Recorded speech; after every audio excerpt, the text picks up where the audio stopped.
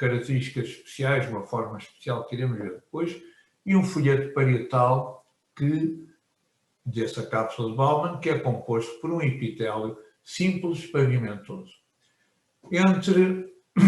Perdão.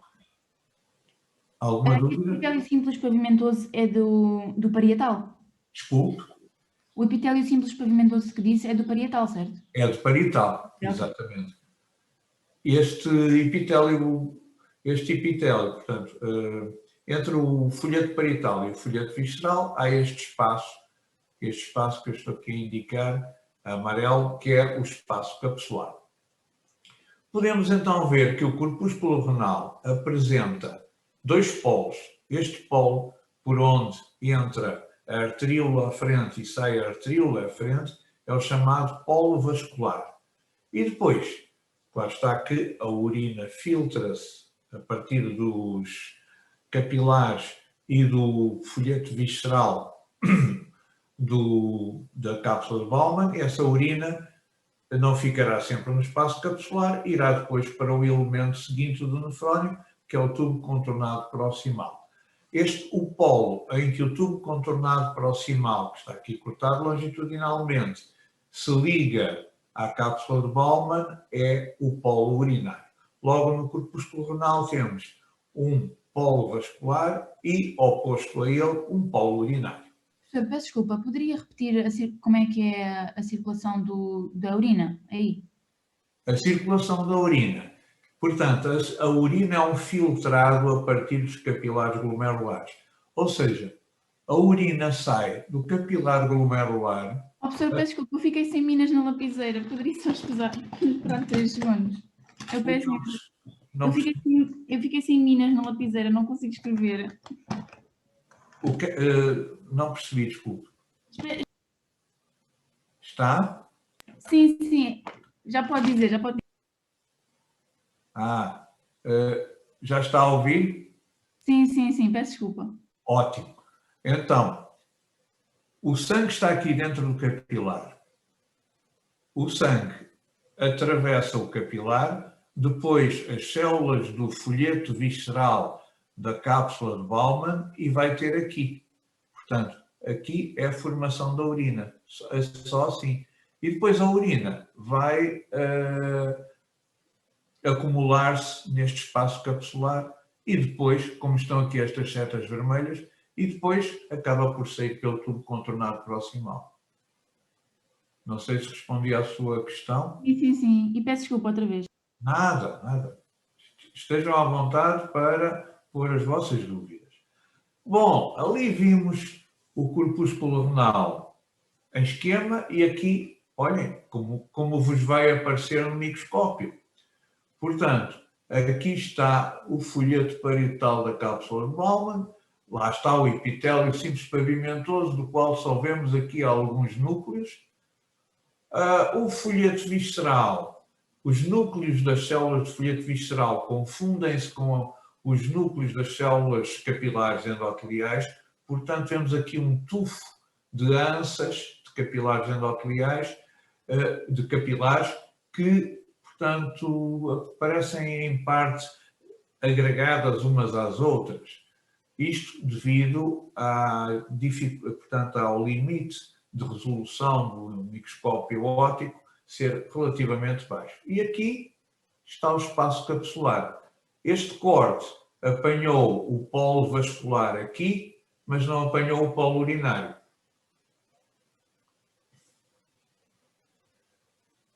E cá está, agora com esta coloração, atenção que isto não é hematoxilina eosina. Portanto, os núcleos, por exemplo, aqui no tubo contornado proximal, estão aqui núcleos que aparecem a vermelho, tal como o citoplasma das células do tubo contornado proximal. Portanto, é difícil distingui-los. Mas aqui vemos o corpúsculo renal, os capilares glomerulares, o espaço capsular e aqui o folheto parietal da cápsula de Bowman. Os núcleos aqui a vermelho é um epitélio simples pavimentoso.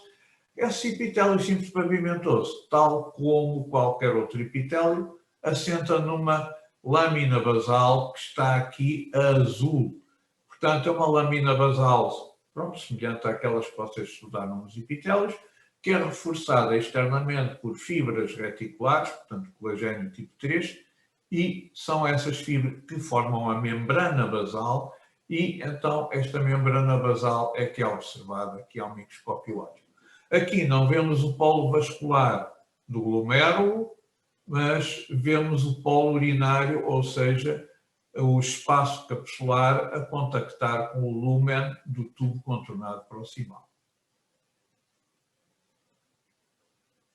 Quanto ao folheto visceral, portanto, da cápsula de Bowman, já há mais coisas para se dizer, enquanto que o folheto parietal é simplesmente um epitélio simples pavimentoso, aqui já as células têm uma forma um pouco mais complexa, que aqui não se nota muito bem, mas vamos ver neste esquema de Junqueira e Carneiro. Aqui, não sei se estão a ver, esta forma em U é uma ança de um capilar glomerular. E o capilar glomerular não está só, portanto não se nota só este U. Estão a ver aqui, por exemplo, esta célula que apresenta um corpo celular, portanto, esta célula e esta que está em corte transversal fazem parte do folheto visceral da cápsula de Bowman. São células com características morfológicas especiais chamadas de podócitos. Podócitos vêm de pé e já vão ver porquê.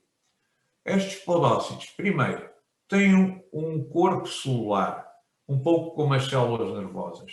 Neste corpo celular, aqui em corte transversal, vemos o núcleo. E depois, a partir deste corpo celular, saem estes prolongamentos mais espessos, que são os prolongamentos principais. Ou os prolongamentos, desculpem, primários. A partir destes prolongamentos primários, vamos ver aqui este prolongamento primário, saem perpendicularmente aos prolongamentos primários estes prolongamentos mais pequeninos, que são os prolongamentos secundários. Estes prolongamentos secundários vão rodear parcialmente o perímetro do capilar glomerular. E como estão a ver aqui, estes prolongamentos secundários interdigitam-se com prolongamentos secundários ou de outros podócitos ou do mesmo podócito, portanto, prolongamentos secundários provenientes de prolongamentos primários diferentes. Estas células, podócitos, apresentam alguns filamentos da actina, o que lhes permite contrair e regular um bocado o fluxo do capilar glomerular. Agora, entre dois prolongamentos secundários adjacentes, há aqui este espaço em forma de fenda. É a chamada fenda de filtração. Peço desculpa. Os podócitos têm filamentos de actina que permitem regular o fluxo do sangue? Exato, porque se a actina se contrai, os podócitos contraem-se e, portanto, o capilar glomerular fica com o lúmen, com o diâmetro mais pequeno. Portanto, permitem o regulamento do sangue, que passa pelo capilar glomerular. Agora, esta fenda de filtração, vocês poderiam pensar que está livre. Portanto, que a urina que vem do capilar glomerular passa por aqui livremente. Na realidade, não. É que, ao microscópio eletrónico, nota-se que esta fenda de filtração apresenta um diafragma muito fino, com 6 nanómetros de espessura. Este diafragma é constituído por uma proteína específica, que é a chamada nefrina, e liga-se, portanto, à membrana celular dos prolongamentos secundários. Isto quanto aos podócitos. Agora vamos ver os capilares glomerulares. Vamos de novo à figura. Como é que se chama a proteína? Diga. Como é que se chama a proteína? Nefrina. E liga-se aonde? Portanto, ela está aqui, cobre a fenda de filtração e liga-se às membranas celulares dos prolongamentos secundários adjacentes. Obrigada. Nada. Quanto aos capilares glomerulares, os capilares glomerulares são capilares, como estão aqui a ver, fenestrados. Portanto, apresentam poros ou fenestras. Estes poros não têm diafragma. Ao contrário do que acontece na maior parte dos capilares fenestrados do organismo, aqui os poros não têm diafragma. E estas células endoteliais, como formam um epitélio simples pavimentoso, vão repousar numa membrana basal que está, ou lâmina basal, que está aqui amarelo.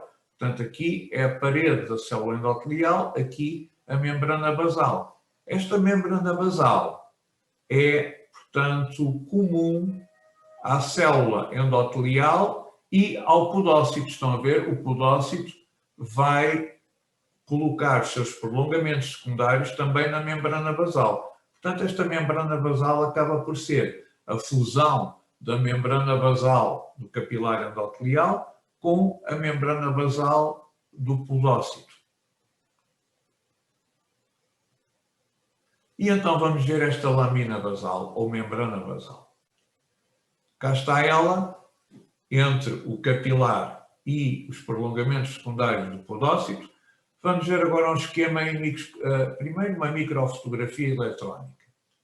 Aqui está o capilar, com eritrócitos no interior e, portanto, as setas indicam para os tais poros, poros que não têm diafragma, com esta ampliação não se consegue ver. E aqui temos os corpos celulares de dois podócitos.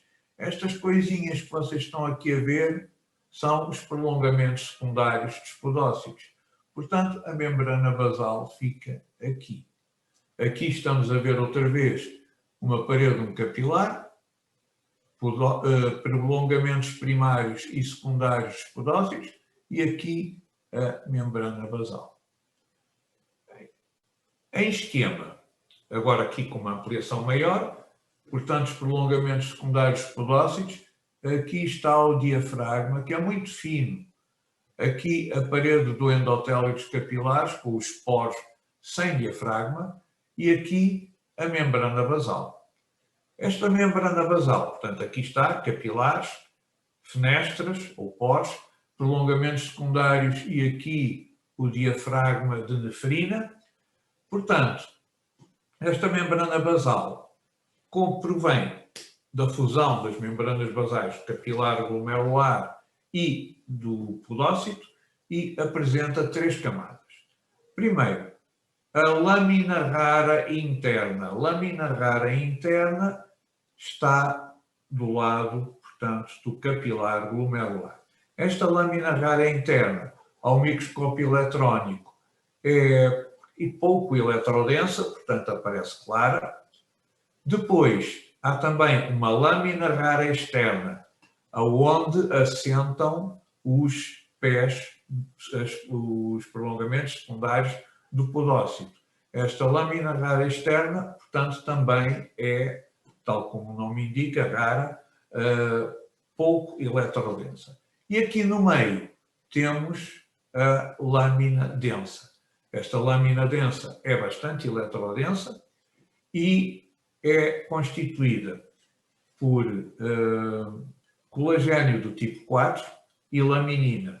Colagênio do tipo 4 e laminina formam uma espécie de uma rede que permite a passagem de moléculas até um certo peso molecular, ou até um certo tamanho. Permite a passagem de moléculas até 69, 70 kilodaltons de peso molecular, ou então de 10 nanómetros de diâmetro.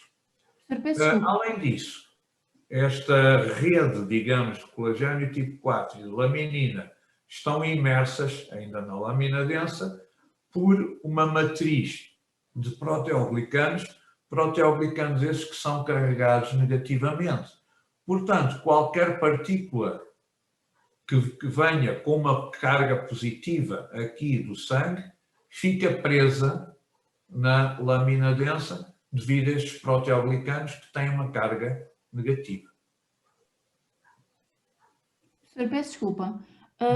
O pelagênio tipo 4 e a laminina, o que é que fazem? Portanto, formam uma espécie de uma rede que só permite a passagem de moléculas até um certo peso molecular. Ou seja, acabam por ser um filtro molecular. E agora, então, a partir do capilar glomerular até ao espaço capsular, temos então algumas estruturas que têm de ser ultrapassadas. Primeiro, a parede do capilar glomerular. Esta parede do capilar glomerular, pois, a passagem para moléculas do sangue não oferece qualquer resistência, visto que os poros não têm diafragma. Agora, aparecem aqui duas estruturas pelas quais as moléculas têm de passar. Primeiro, a lâmina basal, mais propriamente, portanto, lâmina densa, e depois a membrana, portanto, membrana da fenda de filtração. Fenda de filtração que está aqui entre estes dois prolongamentos secundários e esta membrana ou diafragma, constituída por neferina, constitui, portanto, uma segunda barreira para as moléculas passarem. Logo, temos aqui a chamada barreira de filtração glomerular, que é constituída, primeiro, pela membrana basal, ou lâmina basal, portanto, do capilar glomerular e dos porócios, essencialmente através da sua lâmina densa, e a membrana da fenda de filtração, ou membrana ou diafragma da fenda de filtração. Atenção que no Junqueiro e Carneiro só falam como constituintes da barreira da filtração glomerular a lâmina basal, ou membrana basal, que é a mesma coisa, neste caso. Professor, peço desculpa. Diga. Eu por acaso tenho uma dúvida relativamente ao Junqueira e Carneiro. Por exemplo, a matéria que está no Junqueira, que nós não damos aqui na aula, eu nunca sei se essa matéria depois, visto não ser nem um pouquinho dada aqui, não sei se depois o professor também fará perguntas sobre isso ou não. Por exemplo, informações adicionais e isso tudo. Por exemplo, eu no intestino grosso encontrei 2 termos que o professor não falou na aula, o professor Mário Pinho. E então fico sempre na dúvida se esses termos assim que nós não demos saem ou não. Por causa dos quadrinhos, não é? O quê? Portanto, no texto de Junqueira e Carneiro há assim uns quadrinhos com letras. Não, por acaso não era. Aquilo era sobre um canal de mar, canal renal e isso. Canal? Acho que era canal anal, ou era canal anal, ou era canal de mar mar... Agora não me lembro, mas pronto. E então eu fico sempre na dúvida se esses termos assim que nós não damos nas aulas e que estão no Junqueira, se acabam por também ser necessários para a avaliação e isso tudo. Sim. Os que não demos na aula, mas estão no Junqueira, certo? No Junqueira, exatamente. Portanto, vocês vão utilizar o Junqueira e vão utilizar os apontamentos. Tudo bem. Ok. Então, isto é o conceito da barreira de filtração glomerular. Ou seja, em que para o sangue ser filtrado tem de passar primeiro pela lâmina basal e depois pelo diafragma ou, portanto, membrana da fenda de filtração. Podem escolher qualquer um destes termos porque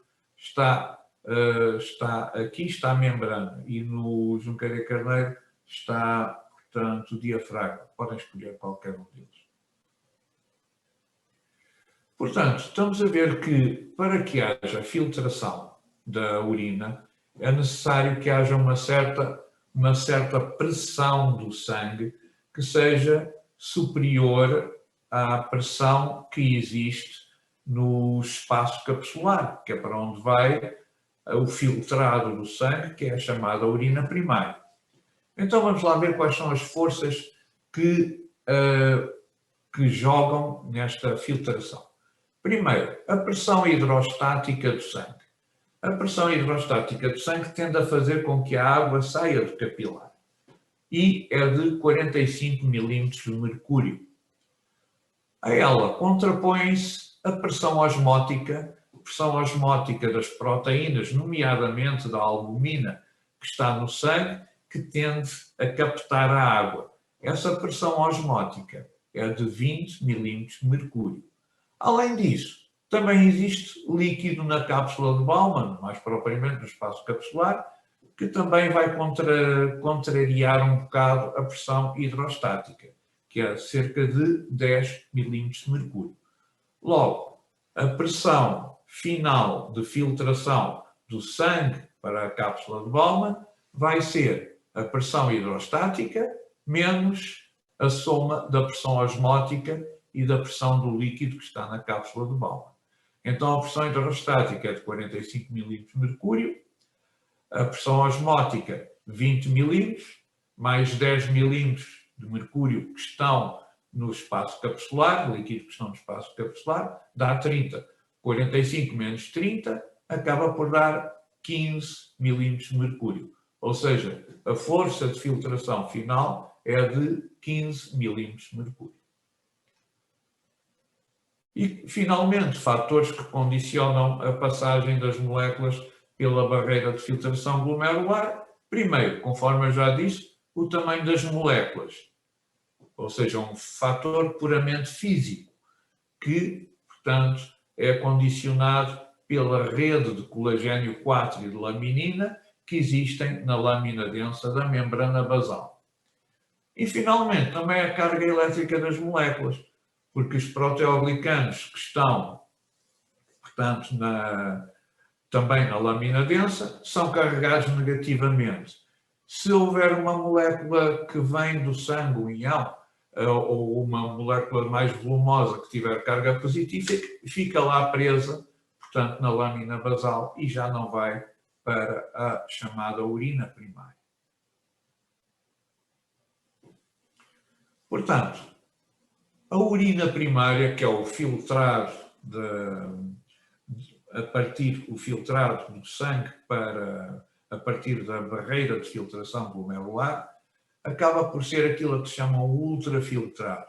Ou seja, é constituído por água, por eletrólitos, outras moléculas, mas macromoléculas, portanto, praticamente que não atravessam a barreira de filtração glomerular. Logo, a urina primária é isosmótica ou isotónica em relação ao sangue. Portanto, tem a mesma pressão osmótica do sangue. Claro está que, como a barreira de filtração glomerular só deixa passar moléculas até aos 70 kDa e a albumina tem um peso molecular, portanto tem um tamanho semelhante aos 70 kDa, algumas moléculas de albumina conseguem passar, portanto, esta barreira de filtração glomerular. Elas mais tarde serão depois fagocitadas pelas células de tubos contornados proximais. Ainda no glomérulo temos a considerar as chamadas células mesangiais. Estão a ver aqui um capilar glomerular em corte transversal, aqui o mesmo capilar glomerular cortado após ter feito o U, e aqui mais outro capilar glomerular. Ora bem, a membrana basal que está aqui, e aqui estas coisinhas são os prolongamentos primários dos podócitos. Portanto, a membrana basal não reveste o perímetro total do capilar glomerular em corte transversal. Às vezes a membrana basal vai, por assim dizer, abraçar vários capilares. E parte do capilar, como este, não é revestida pela membrana basal. Ou seja, fica aqui um espaço entre as anças dos capilares glomerulares e essas anças, esses espaços são ocupados por uma matriz extracelular sem fibras e por células que são as chamadas células mesangiais.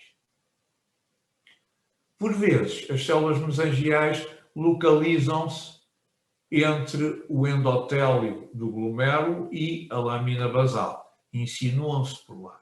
Mas a maior parte delas estão aqui neste espaço, que é o chamado espaço mesangial, ou mesângio. As funções destas células mesangiais são várias. Primeiro, a regulação do fluxo sanguíneo no glomérulo. As células mesangiais apresentam dois tipos de receptores. Primeiro, um receptor para um octapéptido, que é chamado angiotensina 2. Se a angiotensina 2 se liga a esse receptor, vai haver contração das células mesangiais, porque elas, tal como os podócitos, também têm alguns filamentos de actina. Ao haver a contração das células mesangiais, elas vão, portanto, diminuir o diâmetro dos capilares glomerulares e há menos filtração de urina. Menos filtração de urina e, portanto, vai haver, o sangue vai ser conservado e vai haver um certo aumento da pressão arterial. Além disso, também as células mesangiais têm receptores para uma hormona que tem o efeito oposto, o chamado péptido natriurético. Já ouviram falar? O professor Mário Pinho falou-vos no aparelho circulatório, no péptido natriurético, que era segregado pelas células musculares cardíacas dos átrios, nomeadamente do átrio direito. Lembram-se disso? Acho que falámos em histologia 1. Pronto, em histologia 1, exato, pois no tecido muscular cardíaco.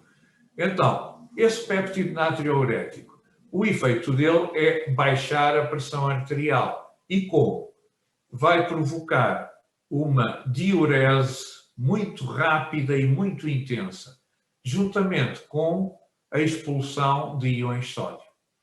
Portanto, quando o péptido natriurético se liga aos respectivos receptores nas células mesangiais, elas relaxam-se e o diâmetro dos capilares vai aumentar e, portanto, aumenta a superfície de filtração, o que vai provocar essa diurese muito intensa e de pouca duração. Além disso, as células mesangiais vão suportar o glomérulo, portanto, vão servir de suporte físico para o glomérulo. Além disso, estas células são elas que sintetizam a matriz extracelular do mesângio. Também tem um papel de fagocitose.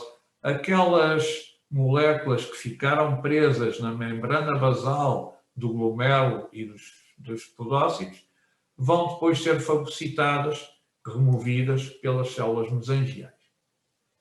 E, finalmente, as células mesangiais vão sintetizar moléculas biologicamente ativas, como é o caso das endotelinas, que são polipéptidos, que causam a contração do músculo liso das arteríolas aferente e eferente. Desculpa, poderia repetir o nome dessa... Endotelinas, vem de endotélio. E o que é que fazem? O que fazem, portanto, contraem as células musculares lisas das arteríolas aferente e eferente. Portanto, regulam também a circulação dentro do glomérulo. Respondi à sua pergunta? Sim, sim. E só mais uma questão. As células entre os capilares, quando não têm lâmina basal, elas ficam sem células reticulares? Desculpe. Sim. Entre os capilares, elas ficam sem células reticulares? Ficam sem? Células... Ficam sem a membrana basal aqui. Sim, mas ficam sem células reticulares? Células reticulares? Claro, fibras. Não há células reticulares aqui. Há as células mesangiais. Não, Não é? há bocado que como ficavam sem lâmina, ficavam sem um tipo de células ou sem um tipo de fibras, já não me lembro. Não, se calhar, portanto, ficam sem a membrana basal, logo ficam a nu. e ficam em contacto com o mesângio, com a matriz do mesângio. O mesângio é que não tem fibras. Ah, era isso. Atenção, o mesângio, a matriz do mesângio não tem fibras. Ok, então devia ser isso. Obrigada. Pronto, então deixamos as células mesangiais e agora vamos para o tubo contornado proximal. Portanto, temos aqui um corpúsculo renal e dele sai o tubo contornado proximal. Tubo contornado proximal. Estamos a vê-lo a sair daqui de um, portanto, corpúsculo renal, cá está ele. Ele aqui em corte transversal nota-se que é constituído por células cúbicas, no Junqueira e Carneiro dizem às vezes prismáticas, mas do que eu tenho visto sempre são células, um epitélio simples cúbico. Este epitélio simples cúbico é composto por células bastante volumosas e por isso os seus núcleos estão bastante afastados. Além disso, mantém-se aqui uma membrana basal que é contínua com a membrana basal que reveste o folheto parietal do corpúsculo da cápsula de Bowman. No interior aparece esta formação que estão aqui a ver, que é a bordadura em escova. Em microscopia óptica, em microscopia eletrónica, vemos que essa bordadura em escova corresponde a microvilosidades. Aqui estamos a ver mais, portanto, perfis de tubo contornado proximal. O tubo contornado proximal é único. Contudo, ele é bastante enovelado e é bastante comprido. Portanto, aparece cortado à volta do corpúsculo renal em vários pontos. Portanto, tudo isto, todas estas secções, pertencem ao mesmo tubo contornado proximal e participa na formação daquilo a que se chama o labirinto cortical. Aqui estamos a ver tubo contornado proximal, portanto, aqui está, portanto, um corpúsculo renal e aqui elementos do tubo contornado proximal, com os núcleos, portanto, citoplasma e o lumen, que neste caso não foi bem fixado, está mal definido devido à bordadura em escova. Na realidade, o lumen é amplo e quando o material é bem fixado. Além disso, estas células em microscopia óptica aparecem muito acidófilas. E aqui também se vê perfis tubo contornado proximal, são muito acidófilos. Isto deve-se à sua grande riqueza em mitocôndrias.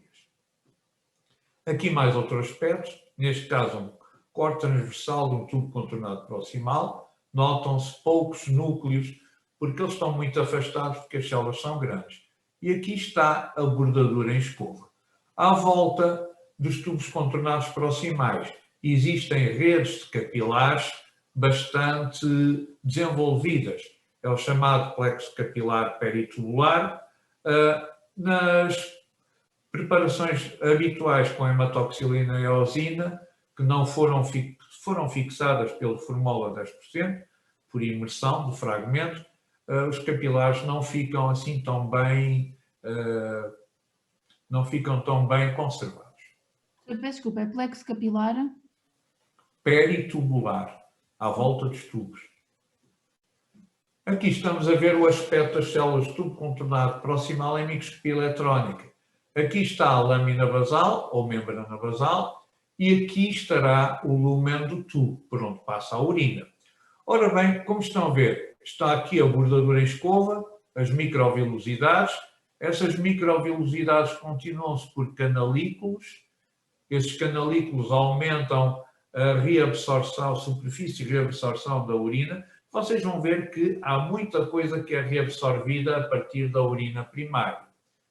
E depois, aqui nas regiões basal e lateral, há estas interdigitações entre células adjacentes e os compartimentos da interdigitação apresentam numerosas mitocôndrias geradoras de energia que, portanto, dão a cor, dão, digamos, a afinidade acidófila ao citoplasma destas células. Aqui, na porção lateral e basal destas células, existe na membrana celular o enzima Na+, K+, ATPase, ou seja, a bomba de sódio. Portanto, estas células fazem transporte do lúmen do tubo para o sangue por processos ativos. Uma característica, portanto, no humano, praticamente não existem lípidos nas células do tubo contornado proximal.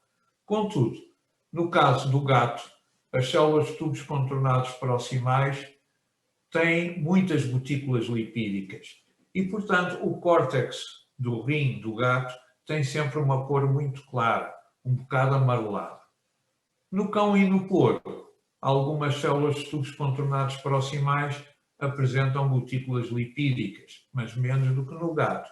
Isso pode fazer, vamos aqui a um slide atrás, ainda na introdução, por exemplo, aqui temos um rim de cão.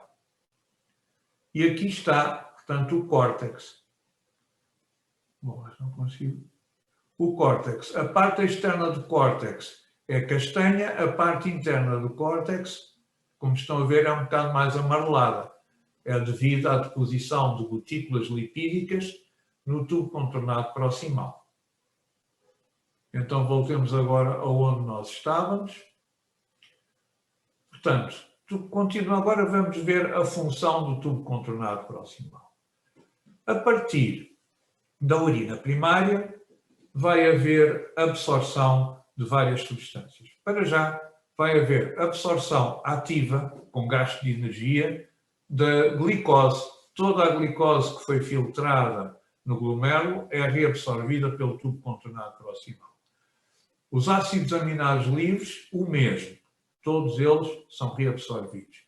Portanto, com gasto de energia. Os íons também são reabsorvidos com gasto de energia, mas são em menos quantidade, cerca de 70% para os íons bicarbonato, mais para os íons cloreto e mais para os íons sódio. Ora, como os íons sódio vão do tubo contornado, lúmen do tubo contornado para o sangue, eles criam um, digamos, gradiente de pressão osmótico que vai arrastar a água também para o sangue. E, portanto, vai haver absorção passiva de uma grande quantidade de água.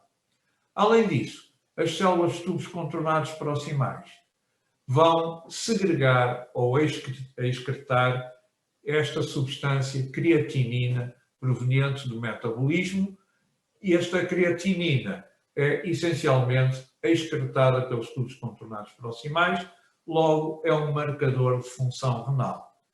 Se ela é pouco excretada, vai aumentar o seu nível no sangue. E níveis de creatinina aumentados no sangue indicam a lesão grave do rim. Isso como depois vocês verão mais tarde. Ok. Terminamos o tubo contornado proximal e agora vamos para a ansa de Henle. Aqui estava o tubo contornado proximal a azul. A ansa de Henle forma-se no córtex e depois mergulha na medula. E depois volta para o córtex. Portanto, na ansa de Henle há uma parte descendente que tem um segmento espesso que se continua por um segmento fino. Aqui, perto da papila renal, este segmento fino volta atrás e, portanto, passa a formar a parte ascendente da ansa de Henle, que tem também, primeiro, um segmento fino e depois outro segmento espesso.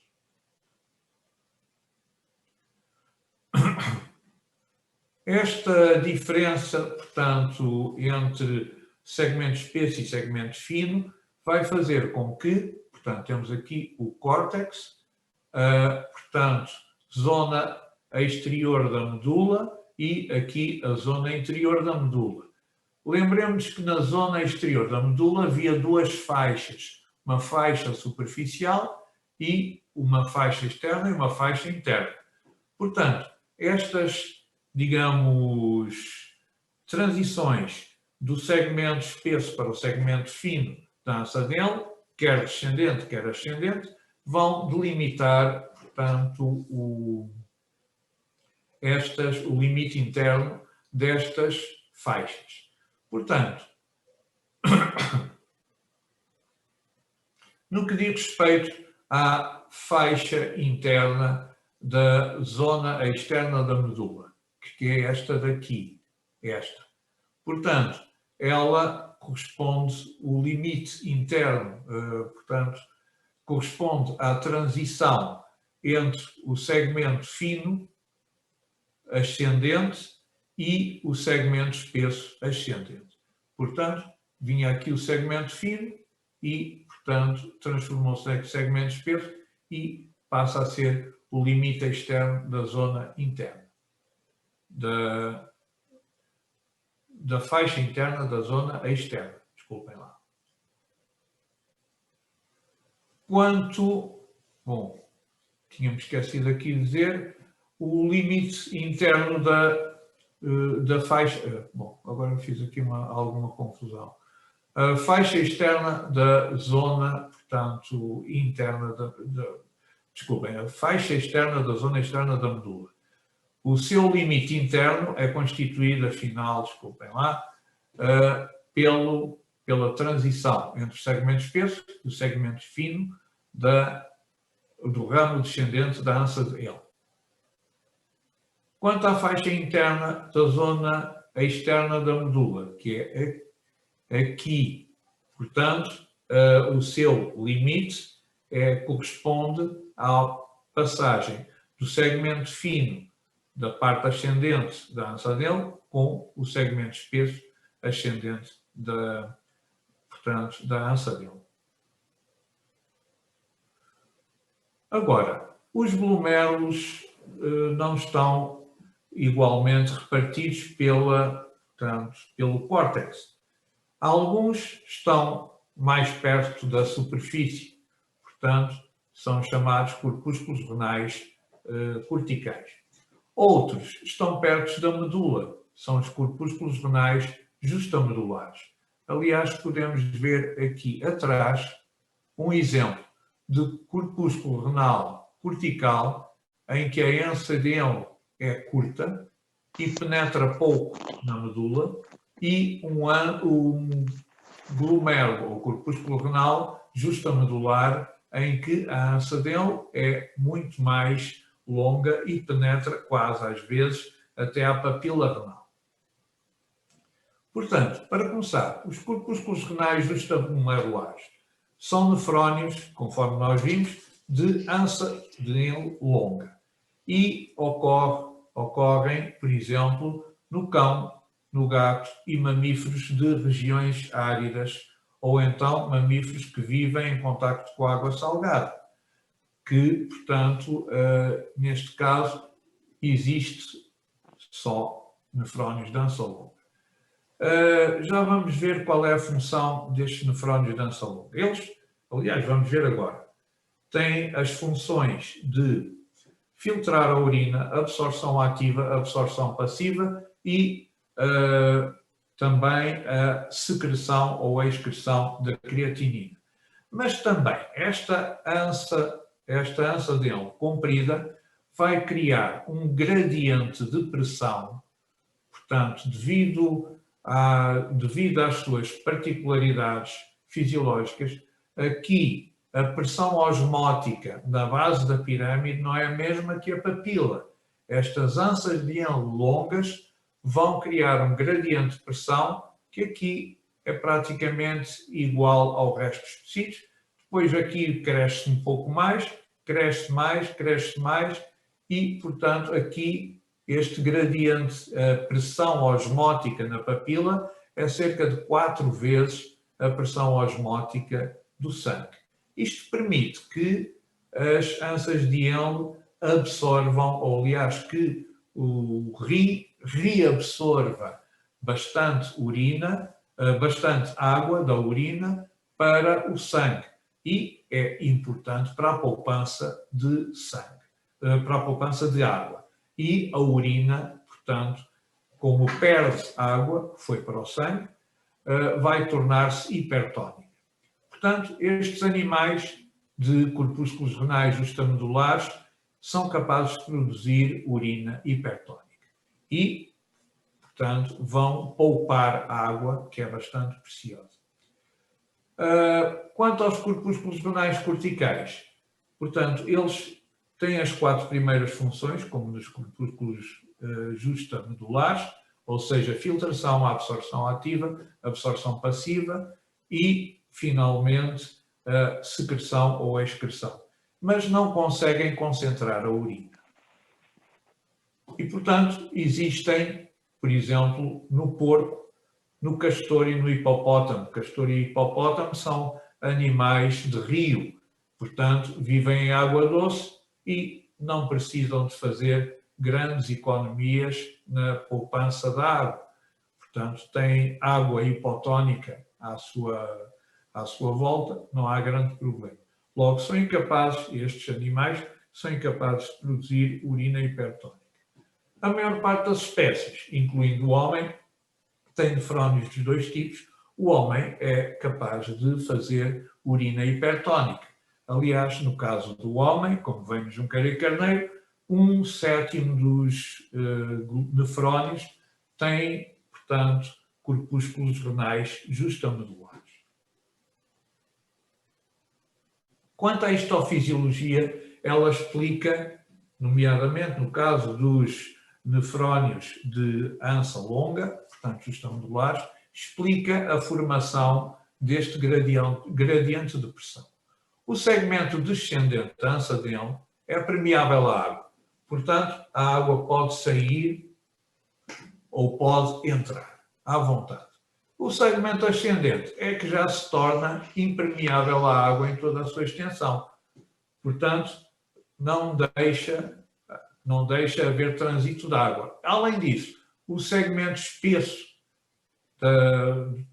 da porção ascendente vai transportar ativamente sódio para fora para fora do nefrónio, portanto, para aquilo que se chama o tecido conjuntivo intersticial do rim, ou interstício renal, e este sódio é que vai, sódio e cloreto. Este sódio, portanto, em excesso na medula, vai fazer com que a medula se torne hipertónica. E como a medula está hipertónica e o segmento ascendente da ansa dele é impermeável à água, a água não pode sair, portanto, do segmento ascendente para tornar a medula, portanto, isotónica. Finalmente, temos a última parte, que é o tubo contornado distal. O tubo contornado distal está aqui a vermelho, portanto, a ansa dele volta para o córtex e no córtex fica o tubo contornado distal, formando, juntamente com o tubo contornado proximal, o labirinto cortical. Logo, no córtex nós temos isto, ou seja, uma mistura de cortes de perfis de, portanto, tubo contornado proximal, aqui, e tubo contornado distal, aqui. Estes são tubos contornados distais, este proximal, este proximal, este proximal. E aqui também a mesma coisa. Portanto, por exemplo, temos aqui um perfil de tubo contornado proximal, com uma forma um bocado triangular. Bom, vamos para este que é melhor. E um perfil de tubo contornado distal. Há 3 coisas que distinguem um do outro. Primeiro, as células de tubo contornado distal são mais pequenas, logo, reparem, enquanto que nos tubos contornados proximais os núcleos estão afastados porque as células são grandes, aqui, como as células são pequenas, os núcleos estão muito mais próximos. Segundo, enquanto que o tubo contornado proximal tem a bordadura em escova, o tubo contornado distal, no seu polo apical, não tem bordadura em escova. Terceiro, as células de tubo contornado distal têm mitocôndrias no citoplasma, mas são menos do que no tubo contornado proximal. Logo, no tubo contornado proximal, o citoplasma é mais acidófilo do que no tubo contornado distal. Este tubo contornado distal, nas suas, digamos, sinuosidades, vai, portanto, passar perto do corpúsculo renal. Está aqui o corpúsculo renal com os glomérulos. Aqui, portanto, temos o folheto parietal da cápsula de Bowman. Aqui o espaço capsular. Aqui uma arteríola, não sei se é aferente ou é aferente. E aqui, portanto, temos uma parte do tubo contornado distal que se aproxima do polo vascular, portanto, do corpúsculo renal. Nesta parte, os núcleos tornam-se muito juntos, portanto, as células deixam de ser cúbicas e passam a ser prismáticas e os núcleos passam a ser ovais e ficam muito juntos. Este conjunto de núcleos muito juntos forma a mácula densa. Aqui, neste sítio, na mácula densa, as células do tubo contornado distal apresentam o aparelho de Golgi em posição basal, portanto, virada para o corpúsculo renal, e, portanto, são sensores de sódio, portanto, na urina. Já veremos mais adiante. Só para terminar isto, esta parte, no tubo contornado distal, qual é a histofisiologia, portanto, a função? Ele vai absorver sódio dependendo da quantidade de sódio no sangue e, portanto, isto a partir de uma hormona que é a aldosterona. Esta aldosterona é segregada pela suprarrenal, mais propriamente pela zona glomerular ou zona glomerulosa. Isso verão depois com mais pormenor portanto, nas glândulas endócrinas. Portanto, a presença desta aldosterona faz com que haja absorção de sódio para o sangue. Diga? Há dúvidas? E, portanto, também vai haver, a partir do tubo contornado distal, a excreção de íons de hidrogênio, ou prótons, e de amónio, portanto, íons de hidrogênio são responsáveis pela acidez, íons de amónio são responsáveis pela alcalinidade. Isto de acordo com a quantidade de íons de hidrogênio e, portanto, de amónio no sangue. Portanto, por esta função vai haver uma regulação do pH do sangue de maneira a ele manter-se dentro de limites estritos. E, além disso, nos tubos contornados distais dá-se reabsorção da água, mas para isso é necessário haver uma hormona presente, que é a hormona antidiurética. Já iremos falar mais tarde sobre isso. Agora, portanto, já avancei um bocado mais. Vamos ter então uns 10 minutos de intervalo. Voltamos então às, desculpem, 10h05, está bem? Só uma dúvida muito rápida. Diga então. A aldosterona À vontade. é produzida por o quê?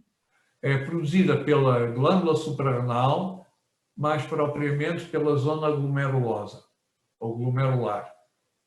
Às vezes diz-se zona glomerulosa, outras vezes diz-se zona glomerular.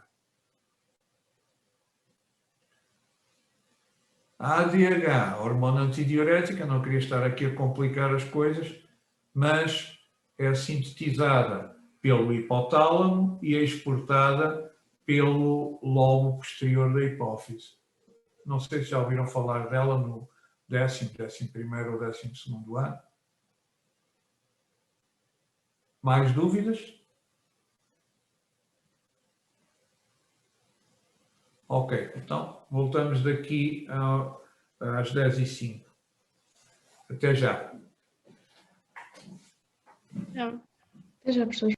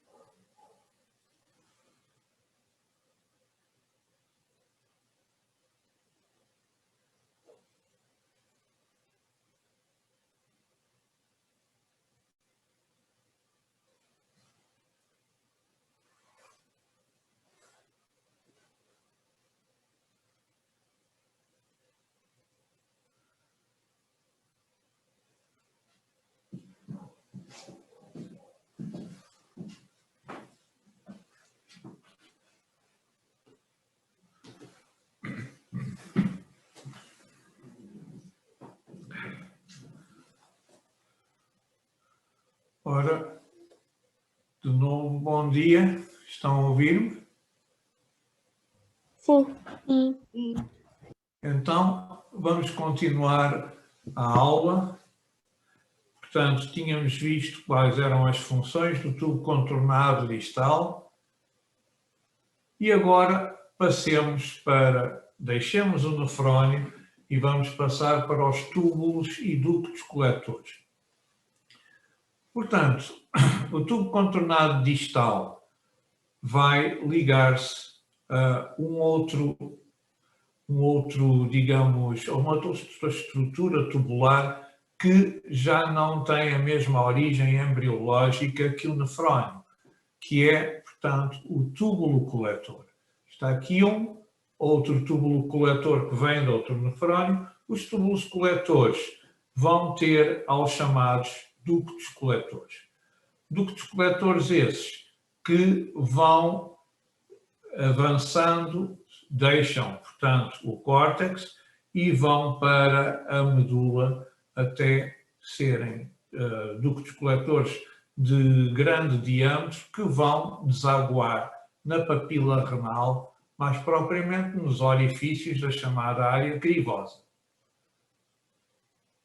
As células dos túbulos e ductos coletores são inicialmente células cúbicas, portanto formam um epitélio simples cúbico, assente numa membrana basal à volta do túbulo ou do ducto, e à medida que vão aumentando de diâmetro, o epitélio passa de simples cúbico a simples prismático, que é o que nós estamos a observar aqui. Ao microscópio óptico, estas células são bastante volumosas, têm os núcleos claros. Em microscopia eletrónica está achada a justificação, portanto, estas células são pobres em organídeos ou organelos e, portanto, o citoplasma é claro. Além disso, ao contrário do que acontecia nos tubos contornados proximal e distal, devido às células terem interdigitações laterais e, devido a isso, não se notava bem o limite entre as células adjacentes, aqui, como estão a ver, o limite entre as células adjacentes nota-se muito bem. Estes túbulos e ductos coletores, portanto, são sensíveis à chamada hormona antidiurética ou vasopressina. Esta hormona antidiurética ou vasopressina, como vocês irão ver em glândulas endócrinas, vai ser o professor Mário Pinha dar, esta hormona é segregada por células nervosas especiais, chamadas células neurosecretoras, no hipotálamo. E depois vão até ao lobo posterior da hipófise, os axónios dessas células, e contactam com vasos sanguíneos e libertam a hormona quando tal tiver de ser feito. Quando é que isto acontece? Por exemplo, professor, diga. Peço desculpa interromper, é que há bocado o meu microfone não estava a funcionar. O limite entre as células adjacentes no tubo coletor nota-se porquê?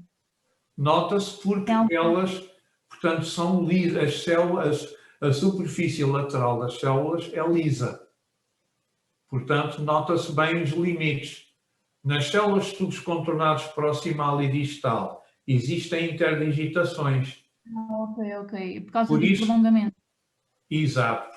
Isto em Ok. microscopia óptica, porque em microscopia eletrónica notam-se bem esses prolongamentos nos tubos contornados. E também a superfície lisa nas células dos ductos coletores. Obrigada. Nada. Então, vamos continuar aqui na função. Portanto, a hormona antidiurética, para ser segregada, é necessário que o sangue esteja hipertónico. Por exemplo, em situações de desidratação. E neste caso, portanto, é necessário o organismo economizar água. Onde é que ele vai economizar água? Portanto, a hormona antidiurética vai fazer com que os tubos contornados distais e os ductos coletores ou tubos coletores vão reabsorver bastante quantidade de água. E assim, ao reabsorverem a água da urina, pois a urina torna-se escassa e hipertónica. Pelo contrário, se a hidratação do indivíduo é normal, a pressão osmótica do sangue também está normal, não há secreção de vasopressina, não há, portanto, reabsorção de água a partir dos tubos contornados distais e dos tubos coletores para o sangue e, portanto, a urina é mais volumosa e tem uma tonicidade menor. Agora, vamos ver, para terminar esta parte, que ainda temos mais algumas coisas para dizer, a topografia dos componentes do nefrónio e dos ductos coletores.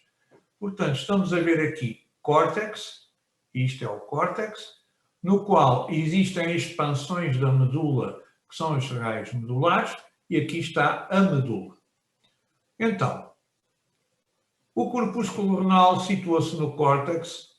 Agora temos de saltar aqui entre estes dois slides. Estão a ver? O corpúsculo renal situa-se no córtex. E o tubo contornado proximal e o tubo contornado distal, também se situam no córtex. Portanto, o tubo contornado proximal situa-se no córtex, faz parte do labirinto cortical, quanto à ansa de Henle. Portanto, as porções inicial e final dos segmentos descendente e ascendente, respectivamente, situam-se no raio medular. Como estão a ver aqui, tubo contornado proximal, segmento, portanto, descendente da ansa de Henle, vai já para localizar-se no raio medular. O segmento ascendente localiza-se também no raio medular, mas depois sai dele para formar tubo contornado distal. O resto da ansa de Henle está na medula. Portanto, no caso dos nefrónios corticais, e é aqui o exemplo, o percurso da ansa de Henle na medula pode ser curto, ou então, no caso dos nefrónios de corpúsculos justamedulares, o percurso da ansa de Henle pode ser bastante longo, que é o que está aqui. Quanto ao tubo contornado distal, conforme vimos, situa-se de novo no labirinto cortical. A parte final do tubo contornado distal aproxima-se de novo do raio medular. Portanto, vamos lá ver. A parte final do tubo contornado distal aproxima-se do raio medular e já no raio medular está o túbulo coletor. O túbulo coletor e os primeiros ductos coletores estão no raio medular e depois do córtex e depois passam nitidamente para a medula até, portanto, à papila renal. Portanto, cá está.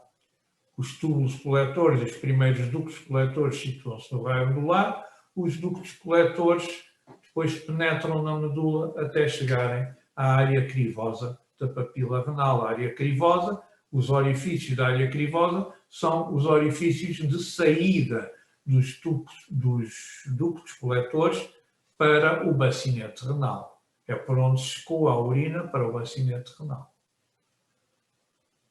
Portanto, sintetizando, se isto foi um pouco, e é um bocado complicado para vocês, mas se vocês lerem este texto e tiverem um esquema do nefrónio ao lado, já não se torna assim tão complicado. Portanto, em resumo, no córtex nós vamos encontrar os corpúsculos renais, os tubos contornados proximais e os tubos contornados distais. Nos raios medulares encontramos partes da ança dele, a parte inicial e final, os ductos coletores e os primeiros ductos coletores. Na medula, o resto da ança dele e os ductos coletores. Professor, peço desculpa, ali não seria túbulos coletores ou ductos coletores também se pode dizer? Portanto, eu há pouco disse tubos coletores porque era o... Vá lá, foi assim que eu aprendi nos tempos antigos, mas também podem dizer tubos ou ductos. Isto é mais um preciosismo... Não é nos ductos, é nos ductulos. Pode-se dizer túbulos ou ductulos, certo? Eu disse túbulos, pois aí é ductulos. É sempre ductulo coletor. Ductulo é sempre ductulo coletor. Aliás, também acho que antes também estava escrito túbulo. Não, pronto, desculpem, afinal é túbulo coletor, ok? Túbulo coletor. É túbulo ou ductulo, então, é túbulo. Túbulo. É como vem no Junqueira obrigado. Carneiro. Agora não estou bem recordado, agora fiquei um bocado confuso. É como vem no Junqueira Carneiro. Ok, peço desculpa. Acho que é túbulo coletor. Ou então vamos ver aqui acima, com licença. Aqui em cima, talvez... É só um instantinho, por favor. Eu não sei bem em que sítio é que isto... O nefrónio, tudo contornado.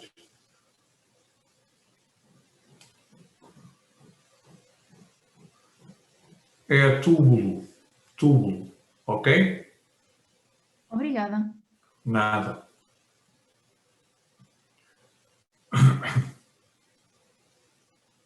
Portanto, cá está. Eu pus estes slides, portanto, estes 3 slides e a figura, porque no Junqueira e Carneiro não aparece assim um esquema a dizer, digamos, de uma forma clara, onde é que estão os vários constituintes. O Junqueira e Carneiro acaba por ser um bocado confuso nesse aspecto. E, portanto, aqui vocês têm um resumo de onde se encontram os vários constituintes, tanto do nefrónio como da porção, portanto, excretora, ou seja, os túbulos e os ductos coletores.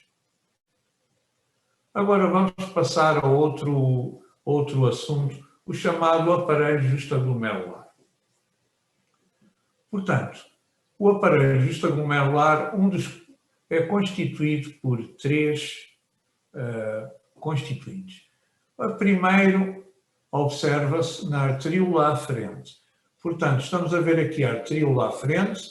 A arteríola aferente vai dividir-se de maneira a formar os capilares glomerulares que depois se juntam na arteríola eferente. Na arteríola aferente, a certa altura, a média. Portanto, vocês sabem que a túnica média nas artérias e nas arteríolas é constituída por células musculares lisas dispostas transversalmente ao eixo do vaso. Aqui, as células deixam de ter um aspecto muscular e passam a ter um aspecto poliédrico e epitelioide. São as chamadas células justaglomerulares. Elas existem essencialmente na arteríola aferente, mas também existem algumas poucas na arteríola eferente. Portanto, neste caso, quando há as células justaglomerulares, a arteríola aferente perde a lâmina limitante interna e, portanto, as células musculares são substituídas por estas células, portanto, justaglomerulares. Estas células justaglomerulares ao microscópio eletrónico, têm o aspecto de células que sintetizam e segregam hormonas proteicas. Nomeadamente, tem um retículo endoplásmico rugoso bem desenvolvido, tem um aparelho Golgi também bem desenvolvido e tem grânulos de secreção. Estes grânulos de secreção vão para o sangue. Portanto, o produto de secreção é um produto endócrino. Mais propriamente, é uma proteína enzimática chamada renina. Para além disso, também lembram-se da mácula densa que eu falei, do tubo contornado distal há pouco. Portanto, temos aqui o tubo contornado distal na porção em que passa perto do polo vascular do corpúsculo renal. Então, as células que estão mais afastadas mantêm um aspecto cúbico. As células do tubo contornado distal que estão mais próximas do polo vascular tornam-se altas, portanto prismáticas, os núcleos, portanto ovais e muito próximos uns dos outros. Portanto, formam a tal mácula densa. E, finalmente, algumas células mesangiais também constituem este aparelho justaglomerular. São células mesangiais, aqui são as células mesangiais que vocês já ouviram falar. Aqui a azul, entre os capilares glomerulares. Algumas células mesangiais localizam-se neste ponto, fora do glomérulo, são as células mesangiais extraglomerares. As células mesangiais extraglomerares, a sua função presentemente é desconhecida. Já quanto à mácula densa e às células justaglomerulares, a sua função já está bem definida. Aqui vamos ver outra vez o aparelho justaglomerular, em que eu posso também fazer uma repetição ou uma repetição do que já foi dito acerca do glomérulo. Estão a ver aqui a cápsula de Bowman, folheto parietal, com um epitélio simples pavimentoso. Aqui os capilares, portanto, glomerulares, com a sua lâmina basal a vermelho e os podócitos a amarelo, os podócitos de folheto visceral da cápsula de Bowman, cá estão podócitos. Aqui a azul está o mesângio, como a célula mesangial, mais mesângio. Perdão. Aqui temos a arteríola aferente.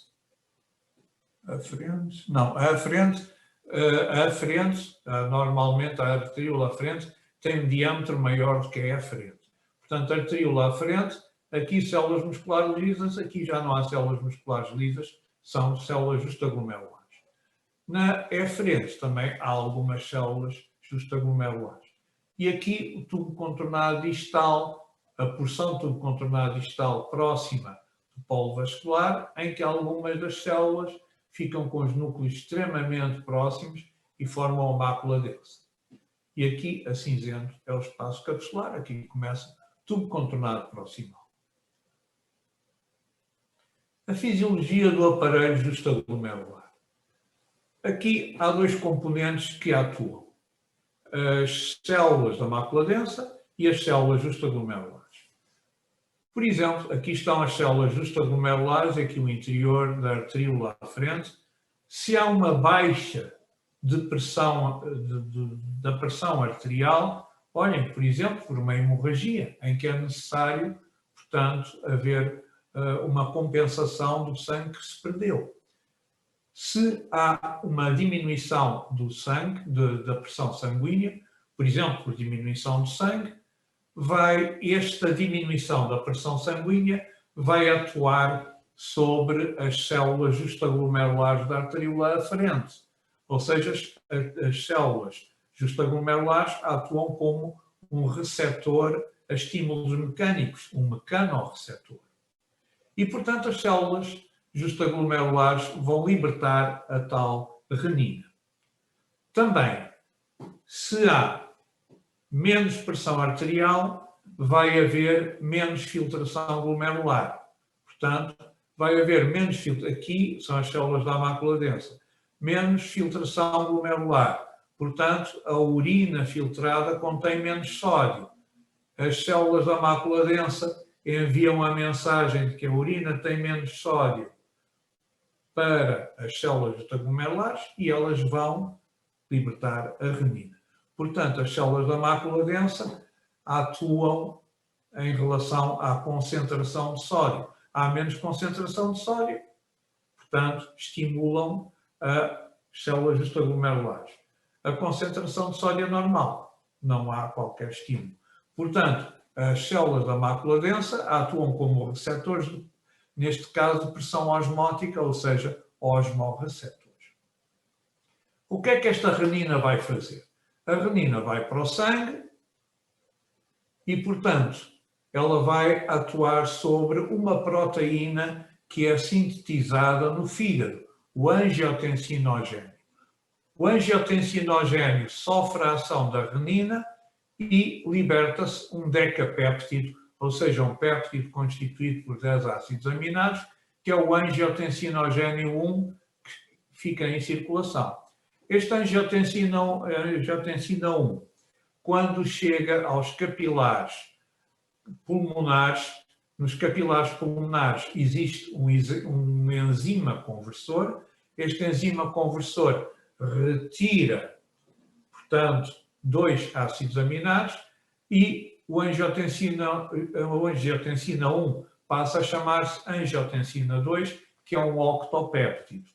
Esta angiotensina 2 vai atuar por 2 mecanismos, essencialmente. Primeiro, vai atuar sobre as pequenas artérias periféricas, faz com que elas se contraiam. Como as artérias se contraem, vai haver aumento de pressão arterial. E, além disso, também a angiotensina 2 vai atuar sobre a suprarrenal, sobre a tal zona glomerulosa ou glomerular da suprarrenal, fazendo com que haja a secreção da tal hormona aldosterona, que é uma hormona esteroide. Esta aldosterona vai atuar sobre os tubos contornados distais e também sobre os tubos coletores, fazendo com que haja, portanto, reabsorção do sódio da urina para o sangue. E, portanto, este sódio no sangue vai depois chamar água, vai haver aumento do volume do sangue e, portanto, vai haver subida de pressão arterial. É assim que funciona o aparelho justaglomerular. Alguma dúvida? Professora, tive uma dúvida ali na constrição da parede dos vasos. Exato. O professor tinha dito que acontecia onde isso? Portanto, dos vasos da periferia. Portanto, as pequenas artérias, portanto, mais longe do coração, vão contrair-se. Ao contraírem-se, vai ser necessário vai haver mais resistência para o sangue passar e isso vai fazer com que, a nível central, haja um aumento de pressão arterial. Ok, obrigada. Nada. Portanto, resumindo, as células justaglomerulares são os mecanorreceptores. Portanto, respondem à pressão sanguínea. Enquanto que a mácula densa é um osmorreceptor, vai responder à pressão osmótica do sódio na urina, do tubo contornado proximal. Isto se a pressão osmótica do sódio estiver baixa. Vamos agora passar para a circulação sanguínea do rim. Perdão. Está aqui o esquema. Portanto, cada rim recebe um ramo da artéria aorta, que é a artéria renal. A artéria renal entra no rim e vai dividir-se. Portanto, aqui as artérias estão a vermelho, as veias estão a azul. A artéria renal vai dividir-se algumas vezes até dar origem à chamada artéria interlobar. Esta artéria interlobar, estamos a ver aqui uma pirâmide renal e aqui estará outra pirâmide renal. Aqui está o córtex, com os glomérulos dos corpúsculos renais. A artéria interlobar vai localizar-se entre esta pirâmide e a pirâmide que está junta. Portanto, naquelas expansões do córtex para a medula, que são as chamadas colunas renais. Esta artéria renal chega ao limite entre o córtex e a medula e vai dar origem a estas artérias.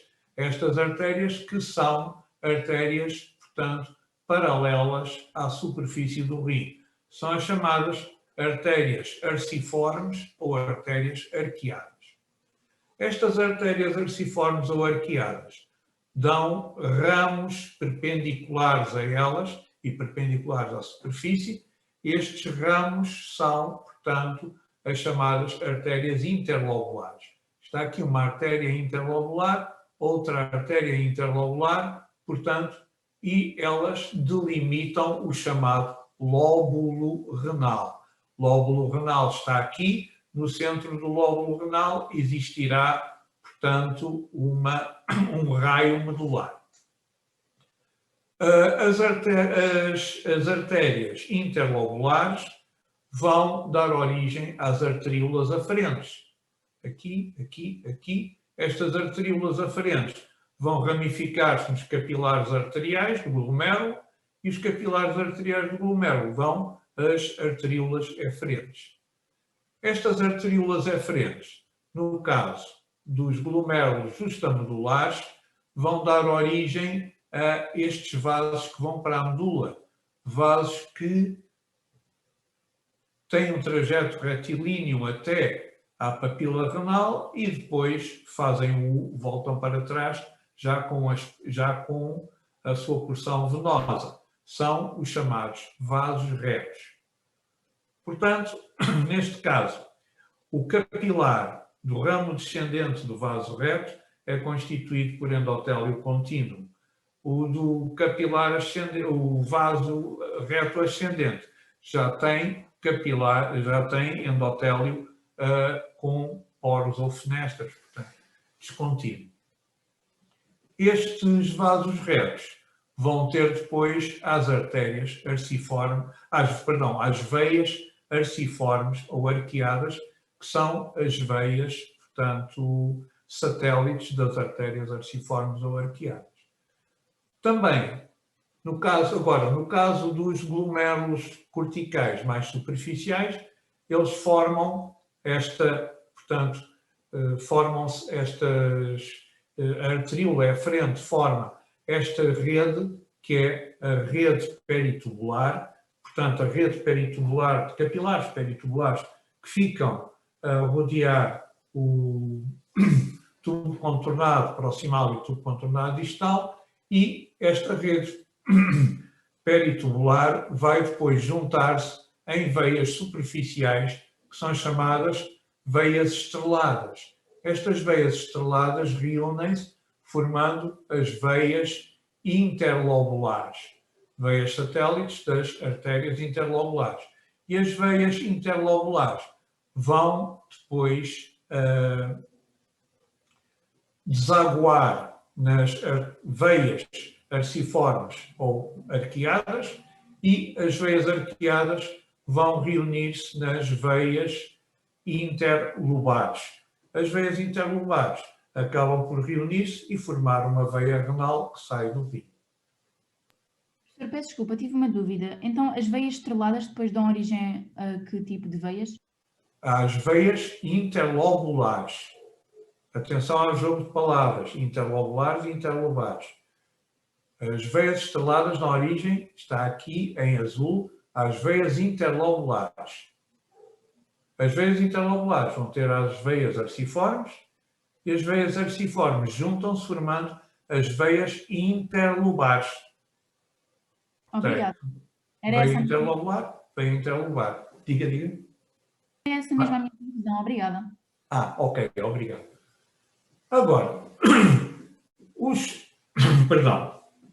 nefrónios, portanto, os tubos contornados proximais, distais, ansadão, túbulos e ductos coletores, não estão, digamos, separados uns dos outros. Tem de haver uma cola a ligá-los. Essa cola é um tecido conjuntivo o chamado interstício do rim. O interstício do rim é extremamente escasso portanto, no córtex, praticamente que não se vê, só se vê ao microscópio eletrónico. Na medula, este interstício renal torna-se mais abundante e contém, portanto, uma matriz bastante hidratada com proteoglicanos, contém glicosaminoglicanos que são responsáveis pela hidratação da medula.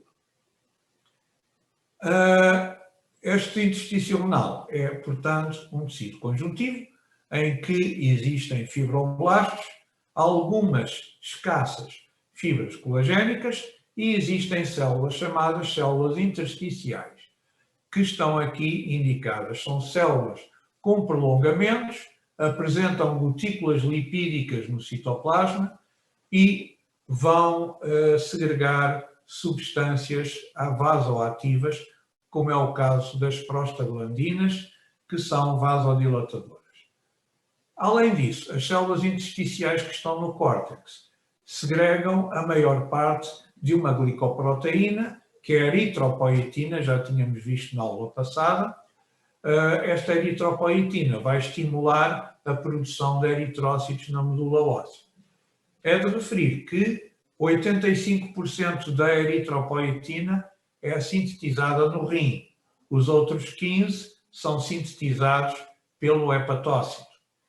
Portanto, se houver uma lesão no rim, isto acontece, por exemplo, processos renais, inflamações crónicas, em que o rim vai sendo destruído aos poucos.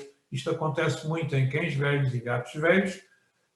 Nesses animais, nota-se anemia, ou seja, falta de eritrócitos, devido ao facto de a eritropoietina sintetizada pelo fígado ser insuficiente para manter uma eritropoiese, ou seja, uma formação de eritrócitos normal.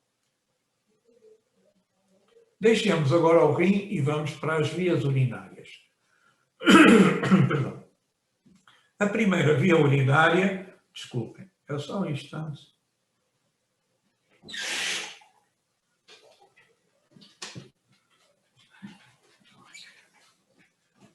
A primeira via urinária é o bacinete, que podemos ver aqui.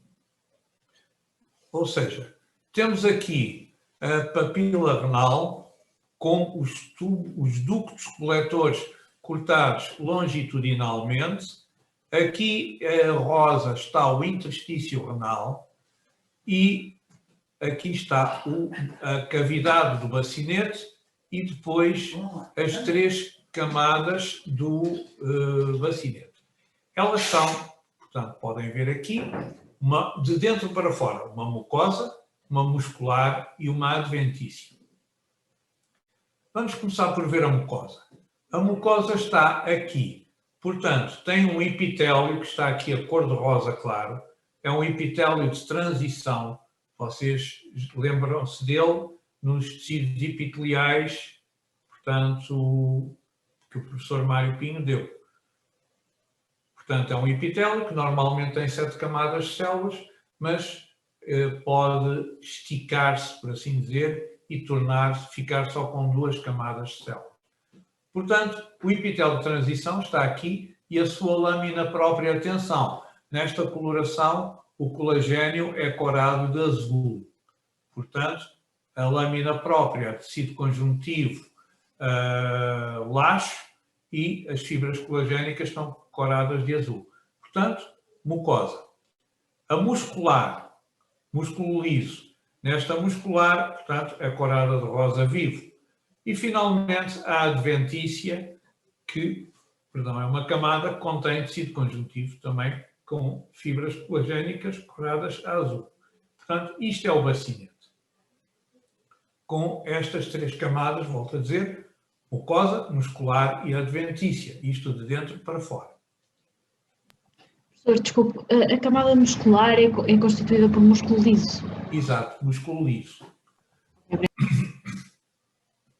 No caso do cavalo, o bacinete apresenta na lâmina própria. Portanto, estão a ver aqui, isto é, portanto, bacinete de cavalo. Aqui está o epitélio de transição, com várias camadas, e, portanto, na lâmina própria, no caso do cavalo, há glândulas tubuloalveolares mucosas. E, por isso, a urina do cavalo, normalmente, é um bocado mucosa. Agora, a seguir, vêm os ureteres. Nos ureteres também há uma mucosa. Esta mucosa é igual à do bacinete, ou seja, tem uma lâmina epitelial de epitélio de transição, uma lâmina própria de tecido conjuntivo. A muscular é de tecido conjuntivo, de tecido muscular liso, mas aqui, em relação ao tubo digestivo, invertem-se as posições. Ou seja, temos uma camada interna de células musculares lisas dispostas longitudinalmente e uma camada externa de células musculares lisas dispostas transversalmente. Na parte inferior do ureter aparece uma outra camada mais externa de células musculares lisas dispostas longitudinalmente. Ou seja, na parte inferior ou na parte caudal, se considerarmos os mamíferos domésticos, temos 3 camadas. Uma externa de células musculares lisas longitudinais, uma média de células musculares lisas transversais e uma interna de células musculares lisas, de novo, longitudinais. Quando o ureter penetra na parede da bexiga e penetra obliquamente, já vamos ver, passa a camada muscular a ser constituída só por células musculares lisas dispostas longitudinalmente. A camada mais externa dos ureteres é uma adventícia constituída por tecido conjuntivo laxo. E aqui está o aspecto de um ureter. Aqui temos a mucosa, que não se vê todo o ureter. A mucosa com o epitélio de transição, lâmina própria de tecido conjuntivo, neste caso laxo, e depois a camada muscular. Às vezes as camadas musculares interna e externa não se distinguem muito bem, que é este o caso. E aqui está a inserção do ureter na bexiga. O ureter insere-se obliquamente na bexiga, de maneira que se forma aqui uma válvula da parede da bexiga. E já estão a ver para que é isto. Quando a bexiga se começa a encher, esta válvula vai, digamos, comprimir-se contra a parede da bexiga adjacente e impede que haja refluxo da urina para o ureter. Portanto, a urina pode entrar devido à contração da válvula, devido ao músculo liso longitudinal. A urina pode entrar do ureter para a bexiga. Agora, da bexiga só pode sair para a uretra, devido ao fecho desta válvula. A bexiga, tal como o bacinete e o ureter, apresenta uma mucosa, portanto, mucosa com epitélio de transição, uma lâmina própria de tecido conjuntivo laxo, uma muscular. Neste caso, na muscular, não é possível ver quantas camadas há. Alguns autores, não é o caso de Junqueira Carneiro, alguns autores dizem que há 3 camadas, mas se vocês alguma vez virem um corte de bexiga, vão ver que a camada muscular é constituída por vários feixes de células musculares lisas dispostos em várias direções, separados por septos de tecido conjuntivo denso. E, finalmente, temos uma adventícia, no caso dos animais, na parte posterior ao caudal da bexiga e na parte cranial, portanto, no ápex da bexiga, a bexiga é coberta por peritoneu, logo há uma serosa com o seu mesotélio e o tecido conjuntivo submesotelial pegado à parte mais externa da túnica muscular. Aqui estão aspectos da mucosa da bexiga. Aqui a coloração não é hematoxilina, é eosina. Portanto, as fibras colagénicas coram-se de vermelho. está aqui o epitélio de transição, aqui a lâmina própria, aqui o epitélio de transição da bexiga vazia, que forma pregas. E aqui na bexiga cheia, portanto, com menos camadas de células do que aqui. Aqui a lâmina própria e aqui já a camada muscular. Quanto ao epitélio da bexiga, as células mais superficiais estão em contacto com a urina, que muitas vezes é uma urina hipertónica. Portanto, o polo apical dessas células apresenta uma especialização da membrana celular constituída por placas espessas que impedem que, portanto, a água da própria célula e depois dos tecidos passe para a urina, visto que a urina é hipertónica. Estas placas estão ligadas por, digamos, pontes de membrana celular mais finas. E quando a bexiga está vazia, estas placas, por vezes, vão invaginar-se para o interior do citoplasma das células mais apicais e separam-se por completo do lúmen, formando vesículas, portanto, alongadas. Depois, quando a bexiga começa a encher, estas placas começam a ser esticadas e ficam com este aspecto. Estas placas têm uma constituição especial, são constituídas por lípidos, pronto, são porções de membrana celular, mas os lípidos são, digamos, lípidos que não ocorrem noutras membranas celulares, são chamados cerebrósidos. Além disso, esses cerebrósidos são sintetizados no aparelho de Golgi. Para terminar nas vias urinárias, nós temos, depois da bexiga, a uretra. A uretra, na uretra masculina, tem 3 porções. A porção prostática, ou uretra prostática, portanto, aqui está a bexiga, aqui está a próstata, logo abaixo da bexiga, e, portanto, temos a uretra prostática a passar pelo centro da próstata. Esta uretra prostática, já agora vou dizer as 3 partes primeiro. Depois, após a uretra sair da próstata, há a porção membranosa. Esta porção membranosa é envolvida por músculo estriado esquelético que forma o esfíncter externo da bexiga e, finalmente, a uretra vai, portanto, formar o eixo do pênis e forma a porção cavernosa.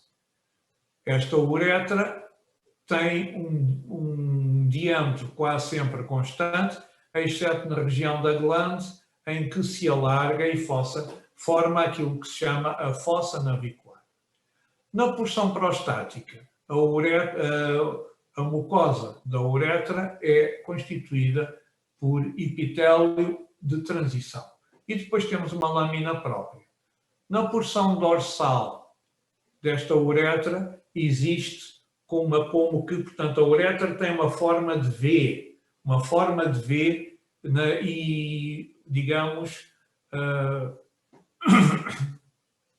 a porção é como se fosse um V deitado, a porção em forma de reentrância do V está virada dorsalmente, ou nos humanos, para trás. E forma uma crista, que é chamado colículo seminal ou verum montano. Este colículo seminal ou verum montano tem uma, digamos, uma pequena digitação, portanto, agora falta-me o termo, portanto, uma evaginação de epitélio, que é o chamado utrículo prostático, função desconhecida. Depois vem a uretra, portanto, membranosa, que, conforme eu disse, o epitélio, conforme disse, é revestida, é envolvida por um músculo, portanto, estriado esquelético, com fibras circulares. E o epitélio desta mucosa já não é transição, é pseudoestratificado colunar. Finalmente, na uretra peniana ou uretra cavernosa, o epitélio da mucosa continua a ser pseudoestratificado colunar, exceto na porção final, na fossa navicular, em que ele se torna estratificado pavimentoso, para se continuar depois pelo epitélio estratificado pavimentoso da glande do pênis. No Junqueira e Carneiro diz que, portanto, o epitélio é pseudoestratificado colunar com zonas de estratificado pavimentoso. Na realidade é assim. Portanto, a zona de estratificado pavimentoso existe só na fossa navicular. Além disso, ao longo da uretra, mas especialmente na porção cavernosa, existem glândulas chamadas glândulas de Littré, que segregam uma secreção mucosa. No que diz respeito à uretra feminina, a uretra feminina é muito mais curta e vai da bexiga até à vagina. A vagina, o canal que termina depois na vulva. Portanto, na uretra feminina nós temos uma mucosa, a mucosa, portanto, perto da bexiga, o epitélio dessa mucosa é epitélio de transição. Na maior parte do trajeto, é epitélio pseudoestratificado colunar. Perto da desembocadura na vagina, como a vagina é revestida internamente por um epitélio estratificado pavimentoso, depois a uretra feminina, também perto da vagina, perto da desembocadura da vagina, é revestida por um epitélio estratificado pavimentoso não queratinizado. E, essencialmente, é o que há a dizer do aparelho urinário. Eu gostaria de saber se têm dúvidas. Professor, eu tenho, peço desculpa. Diga.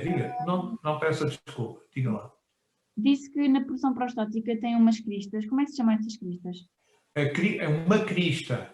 É o verum montano, portanto, V-E-R-U-M-O-N-T-A-N-U-M. Não consegui apanhar, professor, desculpe.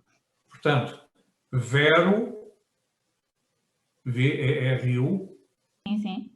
e depois mon, M-O-N, tanum, T-A-N-U-M. Ok. Isso é o que vem de Junqueira e Carneiro. Se querem um termo mais português, é o chamado colículo, com O, colículo seminal. O professor tinha dito que isso eram invaginações do quê? Desculpe. O professor, há bocado, depois de dizer isso, disse que eram invaginações...